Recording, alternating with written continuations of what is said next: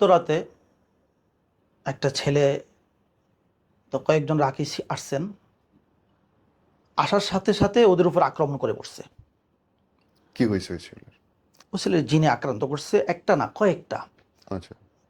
মানে কেউ আসলেই বসলেই সে চোখ রাগতা এমনভাবে করে, তো রাগতার কারণে অনেক সময় মানুষ চোখের রাগতার কারণে ভয় পেয়ে যায়। আসি বুকের মধ্যে আক্রমণ, কলার চিপে ধরছে, কলার চিপে ধরে কি করবি, তোর আমার কিছু করতে পারবি না, এগুলো বলতেছে। তো আমরা দুজন গেছি, এভাবে ধরলো। ধরার পর ঠিক আছে, কিছু করতে পারবো না, আমি তো কিছু করার শক্তিও রাখি না, বাকি আল্লাহ পাক যদি আমাকে শক্তি দেয়, তোমার শক্তি কোনো কাজ হবে না। যখন এই ধরনের কয়েকটা কথা বললাম, আল্লাহ পাক যদি আমাকে শক্তি দেয়, তোমার শক্তি কোনো কাজ হবে না, তখন আস্তে নীরব হয়ে গেছে। আমি ভিতরে ভিতরে আয়াতগুলো তেলাওয়াত করতেছি, যেগুলো দ্বারা ওরা দমন হয়, যে আয়াতগুলোর দ্বারা।